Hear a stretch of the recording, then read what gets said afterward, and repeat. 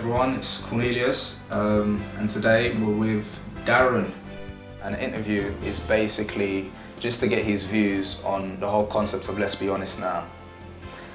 So Darren, first question, what do you think of the idea of let's be honest now?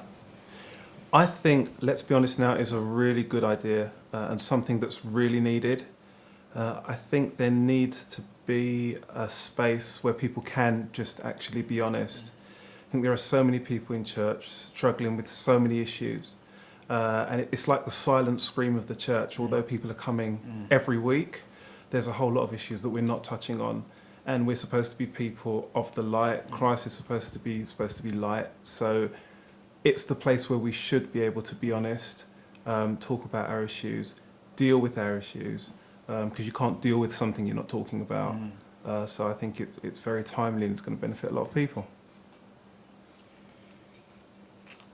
Second question, how comes, like you said, unless we talk about these issues, we can't really deal with them? How comes you think today, how comes I don't know, how can I put it? How comes we don't ever really address these issues in church? And obviously, let's be honest now, it's not exactly dealing with the most cutest of issues. It's issues regarding identity, personal battles, to as dark as, whether it be depression, to as,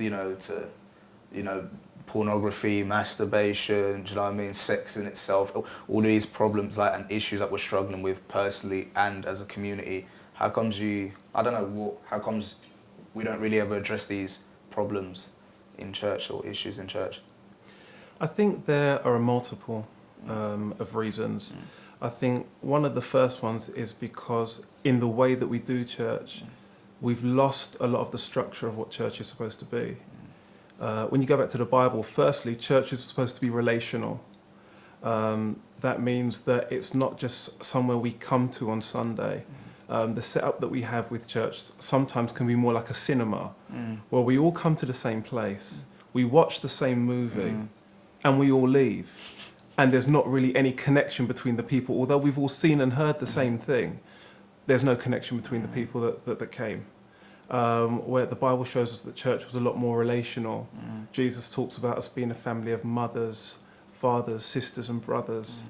And so I think because we've lost that relational model, we then don't talk about the things that are personal to us.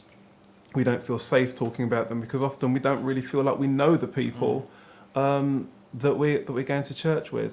And I think that loss of relation has played a part in us not talking about a lot of issues that many of us are going through. Another factor is I think there is a lack of discipleship these days. The Great Commission that Jesus left us was actually, we always focus on go and preach the gospel, but if you look at the Great Commission is actually to go and make disciples. And I think today, just in our churches, there really isn't a lot of discipleship going on. So people come to church and they become members of this institution, but sometimes aren't discipled and nurtured and brought up in Christ. And so a lot of these issues don't get dealt with because people aren't being walked through the journey of how you grow in Christ, how you deal with some of these issues that we face. And oftentimes it's because in order to disciple people, you have to be willing to, if you like, get your hands dirty. You have to be willing to expose some of the stuff that's gone on in your own life. You have to be willing to be vulnerable and to really relate with people. And it can be a very difficult thing to do. And honestly, unless you have really dealt with some issues in your own life, you're not going to be able to help another person deal with theirs. And I think that's a lot of the reason why we don't talk about these issues in church. No, I totally agree with that. I totally understand. The next question, since, like you said, in regards to there's not that many mothers and fathers in the spirit, and you being a father in the spirit yourself, what advice would you give to people that are now able to browse through, let's be honest, now and are dealing with these issues and problems? And as you said, because in church today we've lost that relational sort of aspect in the church what advice could you give them through, I don't know, that just people that are obviously browsing through it, what advice could you give them in terms of maybe, I don't know, how to deal with the problems, how to even get in contact with us or something like that, or, you know? Yeah, I think the first thing I would say is if you are struggling with things and you don't feel well, first of all, maybe there is somebody you can talk to. If you have somebody in your local church, or just another brother or sister in Christ that you feel that you can confide in, it's a good place to start.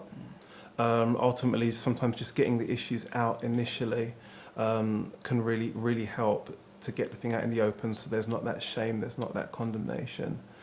So I think that's a good place to start. If you have slightly older people or more mature people around you, even if it's one person that you can speak to, again, I would always say go and speak to them. But if you really don't feel like you have anybody that you can speak to, then I would advise anyone that's browsing through the site to just make contact. Email, Facebook, make contact with, let's be honest now, with yourself. Again, I'm happy to speak to anybody. They can get me through you. That's not a problem at all. And actually just maybe get some advice and some direction on where they're to go, because at the end of the day, can assure anybody that there's nothing that they're dealing with that somebody else hasn't dealt with, isn't dealing with, or will deal with. So that would be my advice, just to make contact, get it out there. Thank you very much, Darren. I really appreciate having you here and also your views as well. Thank you very much.